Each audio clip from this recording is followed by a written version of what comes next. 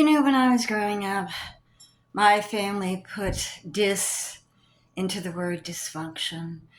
Yes, they were a wacky family, and you knew something was a little off, but you weren't quite sure what. Because, with your parents, they're gods. They know everything. They could be, with a religious sect that thinks murder is okay, and you'd probably go along with it and just like, yes. Well, mom and dad said it's okay. Those people deserve to die, even though they were distant cousins. Just believed anything they told you. At least in my generation, now that you have the internet and you really feel something's wrong, you could Google something and, why do my parents yell at each other? And, my mom gets the broom, like, you know, they'd be like everything, just at each other's throats sometimes, yelling back and forth. Nothing really that horrible, but, it's disruptive. And then all of a sudden, it's dinner time, and my mom would come out of the kitchen and just go, dinner's ready. Just like everything is perfect, everything's great. And that's what I grew up with, where things can be really on the dark side and bad, and then we just don't address it. Next minute, we're happy again. My mom used to also say to me, if I was down as I got older, some days can be dark and gloomy, and then other days you can feel happy and wonderful. So don't kill yourself. She wasn't saying don't kill. But I always remembered that. That I think is a wonderful way to look at life, because sometimes things can be dark and gloomy. But there's always another day, so you got to keep on. But don't get me started with sex in our family. That was never talked about. Oh no, nor was it ever going to be asked about. Okay, you didn't want to. You just knew it wasn't a good idea to talk about it.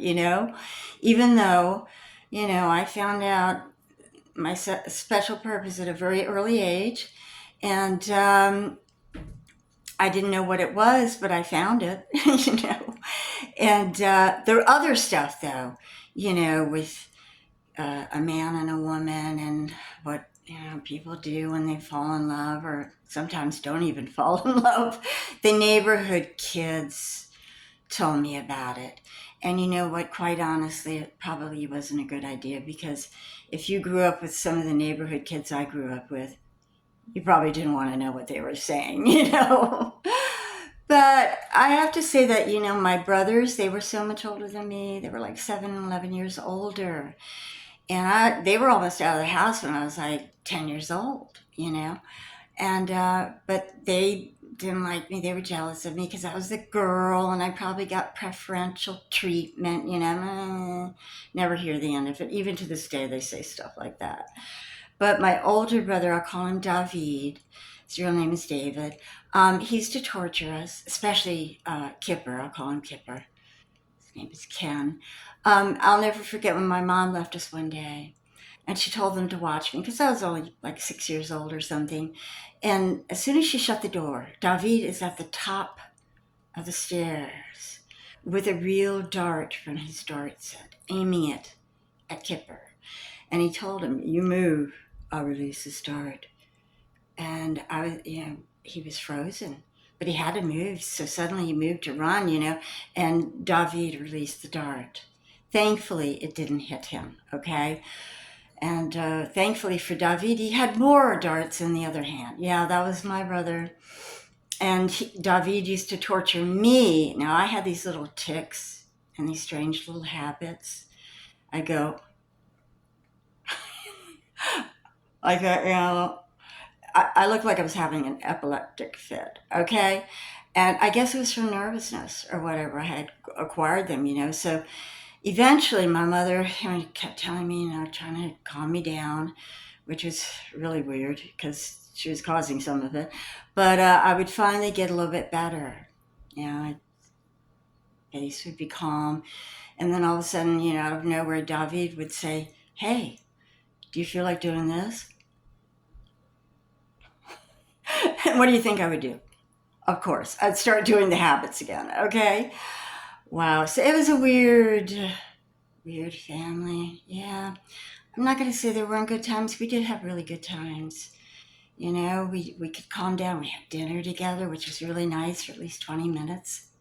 Look at each other and chat and smile. But before that, sometimes they'd be yelling at each other.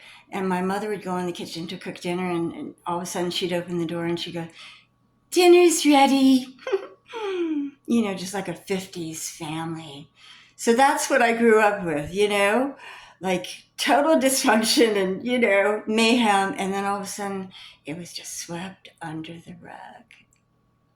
And that probably went into my other, the life, I know as I grew up, kind of like overlooking certain things and letting people get by, even though I saw the bad stuff. We'll talk about that another time. But share with me your childhood. I would love to hear from you. What was your childhood like?